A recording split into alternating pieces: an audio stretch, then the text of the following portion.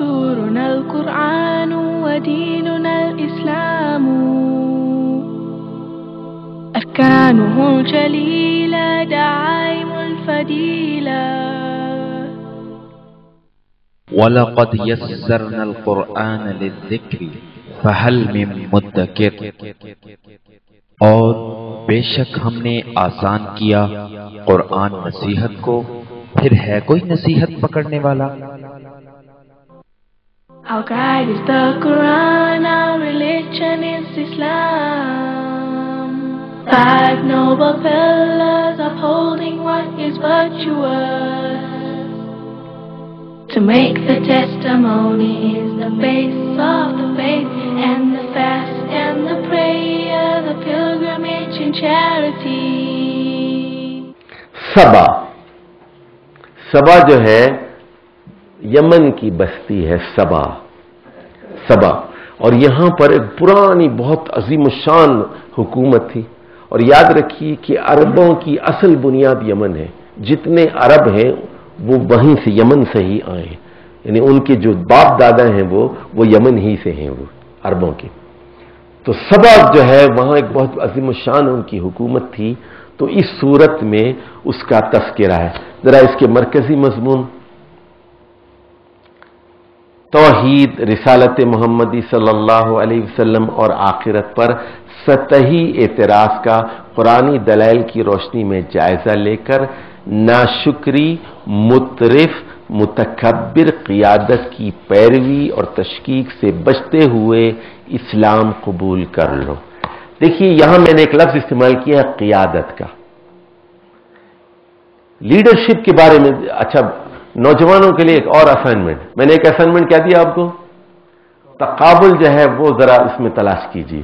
دوسرا اسائنمنٹ میں آپ کو دیتا ہوں، میں آپ کو کہ میری کتاب سے ڈھونڈو لیڈرشپ کے بارے میں قرآن کیا کہتا ہے، اور کہاں کہاں میں نے لیڈرشپ کا لفظ استعمال کیا ہے پوری کتاب میں، کہاں کہاں کون سی آیت میں ہے، اور اس بارے میں قرآنی احکامات کیا کہتے ہیں۔ اچھا جی، ناشکری کا مطلب معلوم ہے آپ کو، مترف کہتے ہیں، اور سے سنیے، مترف خوشحال لوگوں کو، مترفین خوشحال لوگ، پیسے والے لوگ۔ اور سورہ بنی اسرائیل میں ایک اصول یہ بتایا گیا، اور سے سنیے، ایک اصول بتایا گیا، وَإِذَا أَرَدْنَا، جب ہم یہ ارادہ کرتے ہیں کسی بستی کو ہلاک کرنے کا، تو اس کے امیر لوگوں کو، اس کے خوشحال لوگوں کو حکم دیتے ہیں کہ وہ زکوٰۃ دیں، حج کریں، فَفَسَقُوا، لیکن وہ عمل نہیں کرتے، فَدَمَّرْنَاهَا تَدْمِيرًا، پھر ہم اس بستی کو پاش کر دیتے ہیں، اس کی دھجیاں اڑا دیتے ہیں، اس کو ہلاک کر کے رکھ دیتے ہیں، اس کو پیس کے رکھ دیتے ہیں۔ فَدَمَّرْنَاهَا تَدْمِيرًا، اللہ کا کیا قانون ہے، جب ہم کسی بستی کو ہلاک کرنے کا ارادہ کرتے ہیں، اس کے امیر لوگوں کو، اس کے مترف لوگوں سے یہ کہتے ہیں کہ وہ اللہ کے احکامات کی پیروی کریں۔ امیروں کا کیا کام ہے، نماز کے ساتھ ساتھ زکوٰۃ ادا کریں، حج ادا کریں، غریبوں کا خیال کریں۔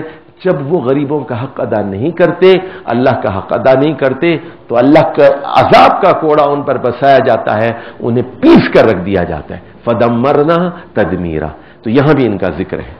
اب آ جائیے، اس کے 7 پیراگراف ہیں، مکی صورت ہے۔ پہلے جو ہے 2 آیات میں اللہ کی صفات اور توحید صفات کا ذکر ہے، دوسرے میں آپ یہاں دیکھیں گے آخرت پر اعتراضات کا جواب ہے۔ دوسرا پیراگراف جو ہے حضرت داؤد علیہ السلام اور سلیمان علیہ السلام، ان کے بیٹے کے بارے میں ہے۔ یہ دونوں جو تھے شکر گزار تھے، حضرت داؤد بھی شکر گزار تھے اور حضرت سلیمان بھی۔ اور اعملوا علی داؤد شکرا، اور کلوا من رزق ربکم واشکروا لہ، اسی لیے اللہ نے ان کو نبوت سے بھی سرفراز کیا تھا اور انہیں حکومت بھی عطا کی تھی۔ اب آ جائیے تو یہ دونوں، یہ تو شکر کی داستان ہوگی نا. اب یہاں پر قوم سبا کی ناشکری کا ذکر تیسرے پیراگراف میں، یعنی ان لوگوں کو بھی حکومت، یہ حضرت داؤد اور سلیمان کی حکومت کہاں تھی؟ فلسطین میں. سبا کی حکومت کہاں تھی؟ یمن میں. ان لوگوں نے شکر کا مظاہرہ کیا اور سبا کے حکمرانوں نے ناشکری کا مظاہرہ کیا. نتیجہ کیا نکلا؟ ان کے جو ہے وہ آخرت کے بارے میں شک میں مبتلا تھے، ان پر اللہ کا عذاب نازل ہوا. چوتھے پیراگراف میں توحید کے دلائل اور رسالت محمدی کے دلائل ہے. پانچویں میں اسباب شرک کی وضاحت ہے اور انکار آخرت کے اسباب کی. اور یہاں لیڈرشپ کے بارے میں جو یہاں آئی ہے، یہاں بھی ہے کافر، متکبر، مترف قیادت اور ان کے پیروکار کی جو ہے رویے بیان کیے گئے. چھٹے پیراگراف میں رسول اللہ صلی اللہ علیہ وسلم پر اعتراضات کا تذکرہ ہے اور آخری میں نبی کریم صلی اللہ علیہ وسلم کی رسالت کی حقانیت کو ثابت کر کے ان کو قیامت کے عذاب سے ڈرایا گیا ہے.